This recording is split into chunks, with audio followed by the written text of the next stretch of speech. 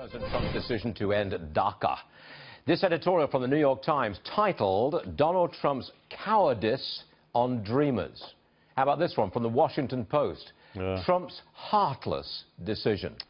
Joining us now, Fox News contributor Nigel Farage. The mainstream media here is apoplectic over this immigration decision. What does it look like from Britain?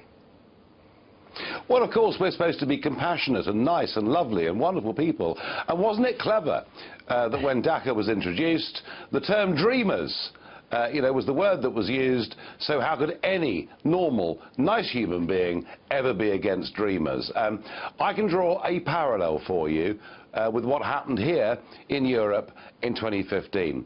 We were told that people who were fleeing for their lives from Syria and oppression elsewhere were coming across the Mediterranean in boats, and what we should do is open our hearts and minds and allow as many of these people to come, because we should be compassionate. We were told this by Jean-Claude Juncker from the European Commission. We were told this, of course, by Chancellor Merkel from Germany, who said we can cope with as many as you want to send. And now we find, 2 years down the track, terrible problems with integration, a massive rise in all sorts of crimes and sexual crimes in capitals all over Europe. Nigel, I think that's a false comparison. I don't think you compare these 800,000 youngsters brought here without any knowledge of their own who are still here. I don't think you can compare them to the migrants who flooded into Europe in 2015. That's a false comparison. I think too harsh. No, it's not. It's not a false comparison, because what happens is we're told we have to be compassionate in order, in one case in Europe, to be weak and allow terrorists to come in, and in the case of America, to ride roughshod through sensible immigration rules. So there are 800,000 adults living in America illegally, who are there and are pardoned because they came into the USA when they were children. So what does that lead to?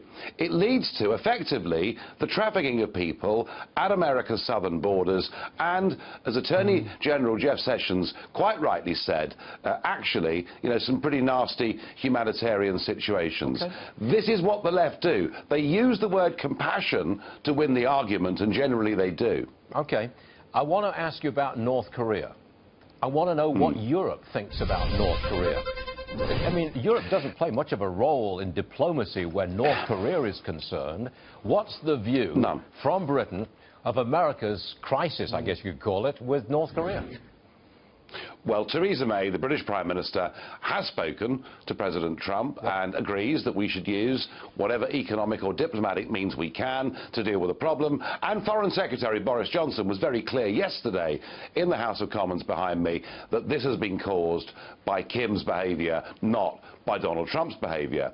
What is remarkable is we are hearing almost nothing from France, Germany, the European Commission themselves, and it's as if the European Union is so obsessed with itself, with its own problems, with the migration policy, which I mentioned earlier, with the Eurozone and with Brexit, that it's almost withdrawn itself from playing a full diplomatic role on the world stage. We've heard nothing from them, and I don't expect to either. I think you're right, Nigel, on that one. Definitely right. Nigel Farage, everyone, frequent guest and a valued guest. We appreciate you being with us. Thank you, Nigel. Okay.